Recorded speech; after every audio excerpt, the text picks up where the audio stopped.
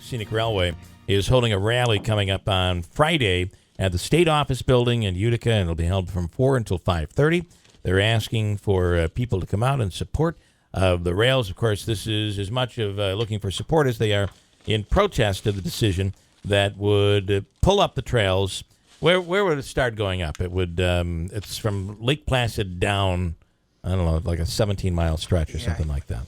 Either way, I thought it was double that. I thought it was like 30 miles. Either way, it was a bad decision. It means that the railway will not go from Utica to Lake Placid, and the rally will be held at the State Office Building in Utica, 4 till 5:30, coming up on Friday. So if you want to attend that, it would be a good event to attend. Sheriff Rob Mashel on the line right now. Of course, over the weekend, the story broke on this package that was delivered to a man in Floyd. Just so happens to be a corrections officer. We're not sure at this point if this is tied to his work or something personal or something random. Either way, when he went to pick up the package, it exploded.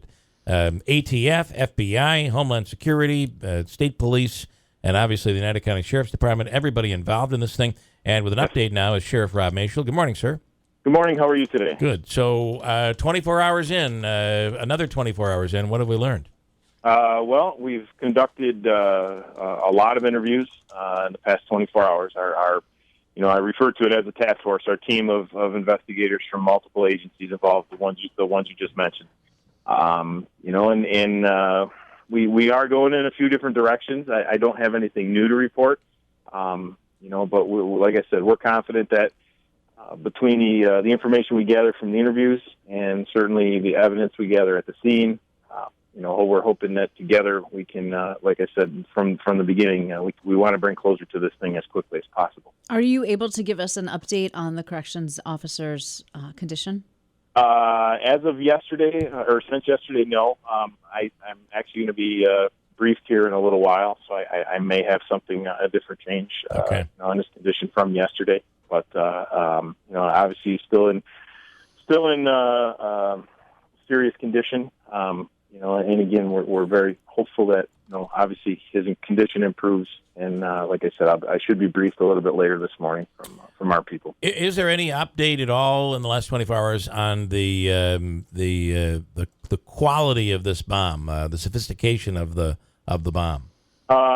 We have learned some things, but obviously I can't share that with you guys. Yep. But the investigation is progressing in the right direction. Like I said, I'm confident that because of the uniqueness of the situation, and I know I've said this yesterday in an interview with you guys, this isn't something that we deal with every day. Yeah. And that's why, we're certainly not afraid to reach out for help, and we got the right people working at our side to like I said, to hopefully bring closure to this. And obviously, the message yesterday was if you see a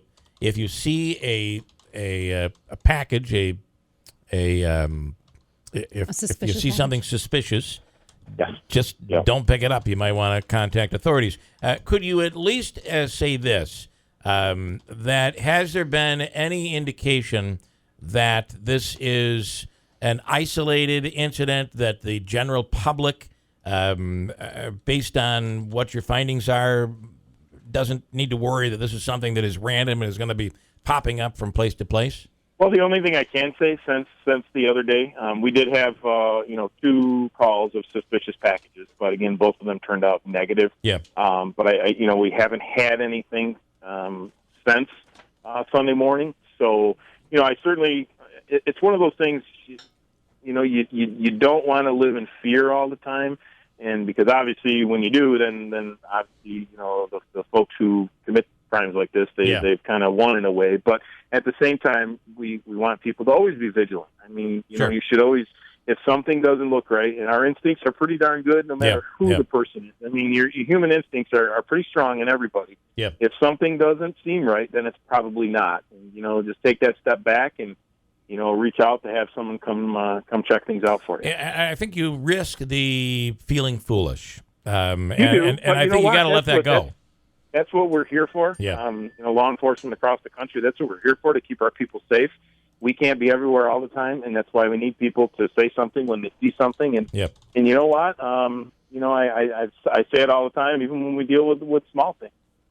Folks, pay for law enforcement services year-round, 24 hours a day. So you know what? They're there, then utilize them because it's our job to keep you safe. Might as well utilize it. Can you Absolutely. Sheriff, can you say yet how the package got there?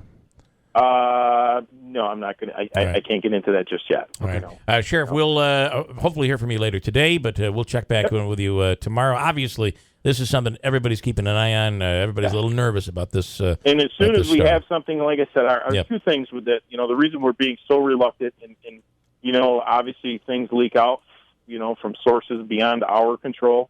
But two things: we want to keep the victim safe, and obviously we want to put closure to this case. So that's why I'm being so reluctant on releasing information. Obviously, we still don't have a link to whether this is connected to his career or not. Okay. But correction officers, like police officers, they have a very dangerous job each and every day. And it's scary stuff out there without these things happening. Yep. So, Yep. like I said, we as soon as we have something we can release to the public, we certainly will.